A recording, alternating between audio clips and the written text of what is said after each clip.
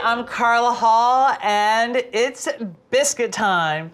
I love biscuits so much. Biscuits were one of the first things that I started to make, trying to replicate my grandmother's biscuits. And whenever I do this, I'm like, what time is it? And this is when you say, biscuit time. What time is it? Biscuit time. What time is it? Biscuit time. That's what's up. And that truly is what's up right now. We're gonna make some delicious buttermilk biscuits. I have my oven set at 450. I've got a stick of butter in the freezer, and I've got room temperature butter here. And we're just gonna jump right in and get started. So the first thing we wanna do is measure our flour. So measuring flour isn't the throw together thing that most people think. You wanna aerate your flour first. If you have a sifter, sift your flour first and then measure it. Because when you throw off the ratios of wet to dry, then it changes your product. So I'm gonna go in, my flour. Okay. Okay. Do that one more time. My grandmother used to make biscuits, and my grandfather was a doctor, and people would pay him with country hams. So we would sometimes have biscuits and country ham with apple butter. Come on. Maybe some molasses. I loved it. Okay. Okay. Once I teach you how to make this recipe, there are so many different things that you can do with biscuit dough. You can have just sweet biscuits, you can have savory biscuits. You can use the dough on top of fruit to make a cobbler. You can use it on top of soup to make dumplings. All right. Let me add some sugar. Not a lot. As a Southerner, I put sugar on, not in, but I just have just enough to balance out that acidity of baking soda. Salt. I use kosher salt for these biscuits. And baking powder and baking soda. Okay. So once that's all measured, then we take our whisk and we just whisk it to make sure everything is included. Just whisk it for at least, I don't know, 20, 30 seconds, because you can't see if it's mixed in. If it was cinnamon or something, you could tell if it's all mixed in. When everything is white, you can't tell. So just mix it just to make sure. So these are fine. Now let me get my buttermilk. Now this is full fat cultured buttermilk. What you want is the full fat. You need the fat in the biscuit. And then I have some shortening. And the shortening provides that really crisp outside, and you have this really tender biscuit inside. And I was just talking to my good friend, Natalie Dupree, and she was talking about how in the old days, she would take the fat and mix it into the buttermilk. And I'm like, let me try that with the shortening and the buttermilk, so you get this beautiful fattiness in your buttermilk, and it really changes the texture. So let's go, and we just, are you doing this with me? And you have to have an immersion blender because you can't stir this fat into your buttermilk. You actually have to emulsify it into the buttermilk. So now we have this beautiful fatty buttermilk. So this is ready. Buttermilk is ready. We have our flour. We're gonna grate our butter in here. So remember that frozen butter? Here it is. The secret to making really great biscuits is to grate this butter into the flour. So if ever your hands get really hot and your butter starts to melt, I just want you to remember, stop, drop, and roll. Okay, you say it with me? Stop, drop, and roll. Stop grating, drop the butter in the flour, and roll it in the flour. Let's put a little bit of flour on the box grater, and we just start grating. The reason I grate the butter is because the shards are all uniform size. And look at that. They're all uniform. And the reason that you want really cold butter is because butter has water in it, and that water creates steam in the oven. Careful of your fingers.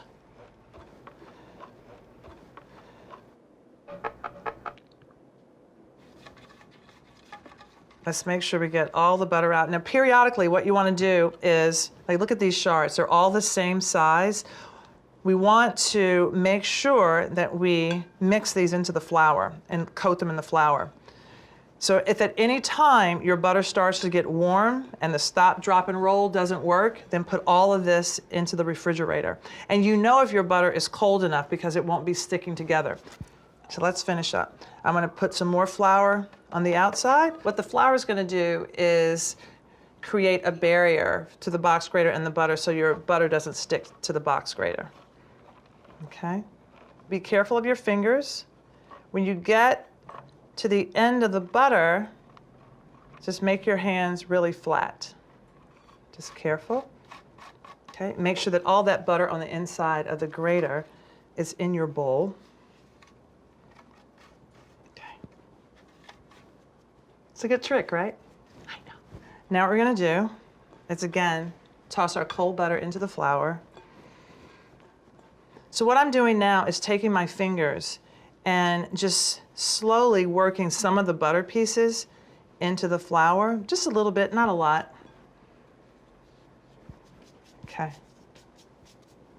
That looks good, right?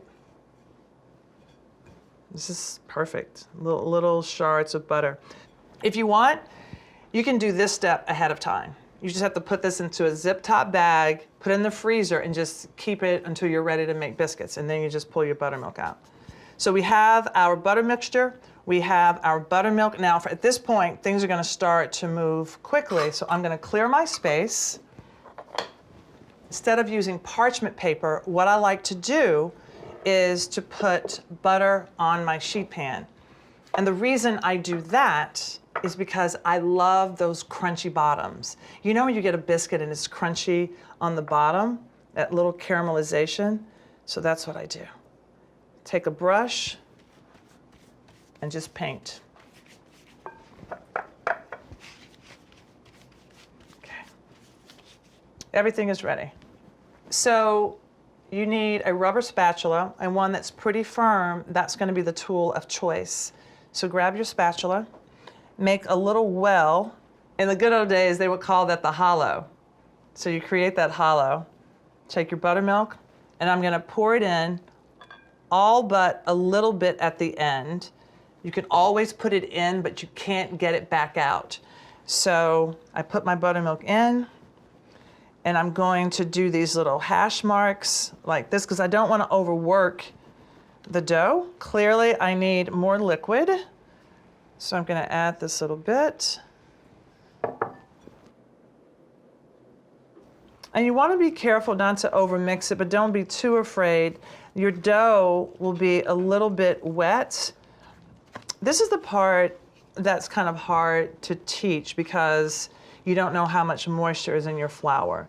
And so I want to show you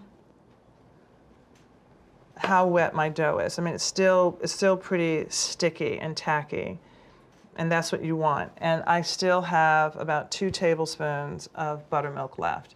This is a kind of, trial and error, because if you have a lot of moisture in your flour because it's humid where you live, you may not need all of the buttermilk mixture. But if you find that in the wintertime where it's less humid, you may need all of it. So let me just get that last little bit of dryness there. Okay, I think we're ready to go. It looks like I may be over mixing my dough. I am going under and turning my dough over. You don't want to stir it. You're doing the hash marks, or you're doing a folding motion by going in and around. Okay. Let's prep our area. Now this is another trick that I've learned over the years. I'm going to take some cooking spray and I'm going to spray it right in the area where I'm working. And you hold the can up high so you don't have lots of clumps of cooking spray. And I just want to have a square where I'm working. I take my bench flour And the cooking spray keeps the flour in place. Everywhere I sprayed the cooking spray, the flour sticks. Okay, so I'm gonna put a little bit extra down in the middle where my dough is going. And you see how wet that is? So this is why we sprayed the counter, because if we had just put the flour down and we put this wet dough down, then what's gonna happen to all that flour? It's gonna stick to your dough, and then you're adding more flour than you need. So this way we get to control it. So flour on top. And now let's make sure that the sides of our hands have flour on them, because now what we're gonna do is start moving that dough. Yeah, right? You want to make sure you can move it, and that make sure that you're getting all of that dough with flour. Okay.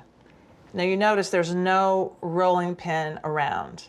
Granny, don't be mad. We're not going to use a rolling pin. So I'm going to pat my dough down. Are you patting? Pat your dough. You're going to pat it out to a rectangle.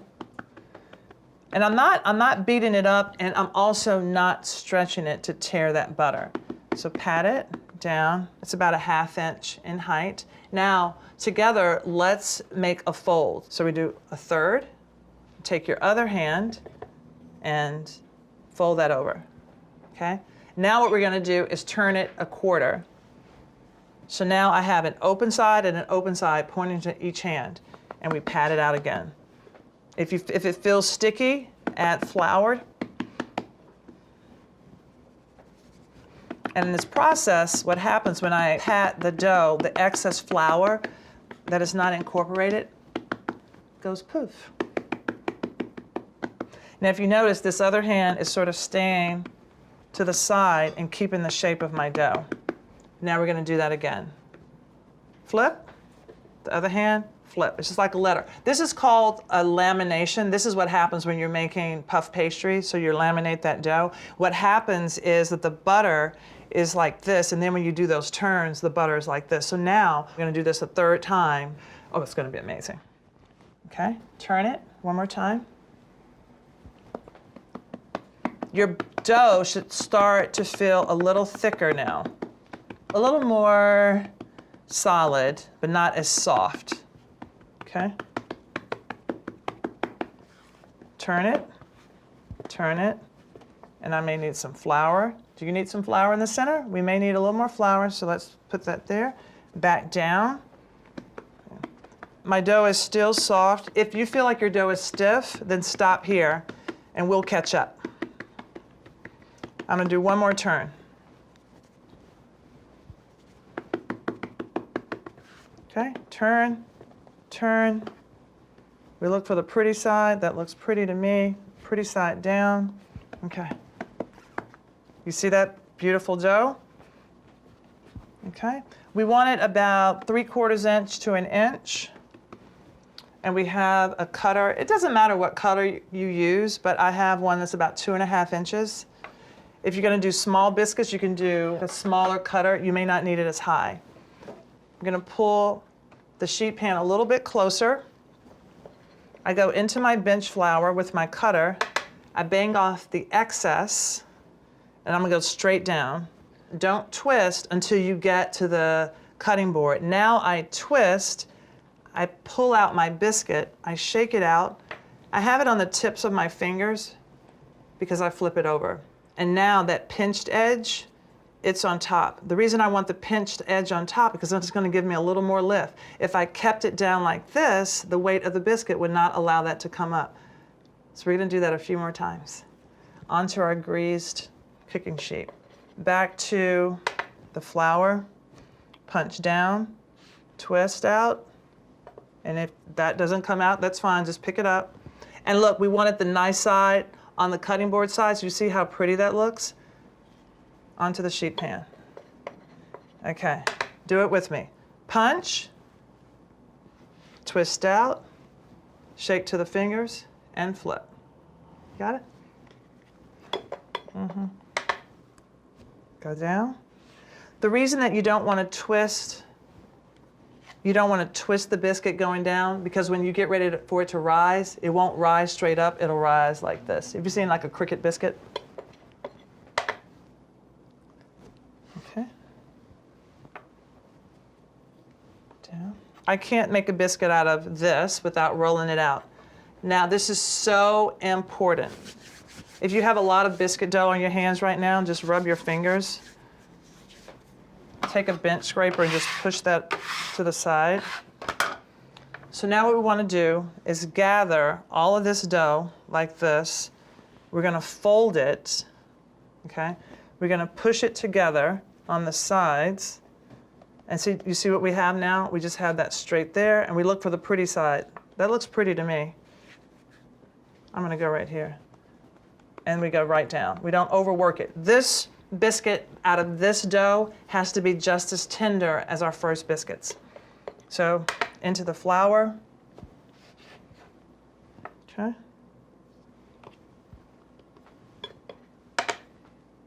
Down, twist out. All right, we have these scraps. We may not be able to make a whole biscuit out of these, and if not, that's okay.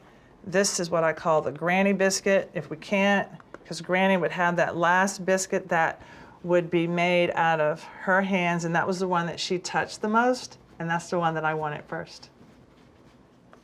Okay, why not? It's gonna look weird. Okay, we have a tiny granny biscuit. If you have kids and they're working with you, let them play with this dough. Okay. All right. So I'm gonna put these in the fridge for 15 minutes, and then we're gonna pop them in the oven. All right, in the meantime, take your bench scraper or your cutter and scrape up all of that flour. Don't put anything wet on your cutting board because this is easy cleanup. We're making biscuits. Okay. All right, our biscuits are in the refrigerator. Let's let those sit in there for 15 minutes, making sure that butter is nice and cold. Pause your video, and I'll see you in a bit. Okay, our biscuits have been in the fridge for 15 minutes. Now it's time to take them out. We're gonna pop them in the oven.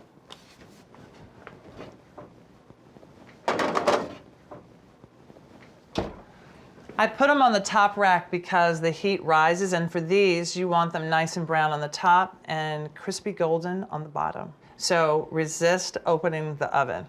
Press pause, and I'll see you in about 15 minutes. Okay, so right now, what you should be smelling, you should be smelling butter. You should be smelling that caramelized bottom that's happening with the butter on the sheet pan. You should be, what? Getting ready for biscuit time, biscuit time. Okay, now right now, if your oven is really hot and you're smelling something that's burning, you should have taken those things out. Okay, but, so that's what I mean. You have to cook with your senses. You have to smell it. You have to get involved in your cooking. This recipe has legs. I'm telling you, it has legs, child. And biscuits. Boom, boom. Okay. Are y'all ready? Come on. Come on with me. Let's walk to the oven. Come on, we're walking to the oven. I am super excited about this. Look at this. What? Look at this. What are you saying to me? You're saying, it's biscuit time, biscuit time. What time is it? It's biscuit time. What time is it? It's biscuit time. What time is it? It's biscuit time. That's what's up. Okay, now the biscuits normally sit for everybody else except for the person who's making them. So for all the other biscuits, they need to sit, but I'm just gonna grab one of the granny biscuits. Oh no, I'm gonna grab one of the good ones. So look at that. You see right here, you see where those layers are? That's the lamination from when we were doing all of those folds. And it's crunchy on the bottom, right? It's crunchy on top. We did talk about flour, but you don't need a particular kind of flour to make great biscuits. Look at this. Look at that. You see those layers? Are you excited? I'm so excited for you. Okay, I'm gonna have a little bit of butter, which I put a little bit of salt on top. I'm gonna put a little bit of butter on my biscuit. I have some honey here.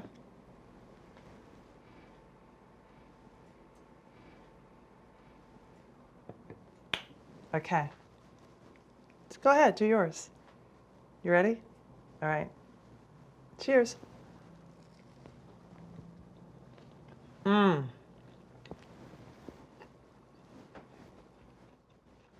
What's better than a fresh biscuit? You all, we did this together. We had biscuit time together. Mmm. This is the start to a really great relationship. I had so much fun with you. Enjoy, and don't eat all these in one sitting. Cheers.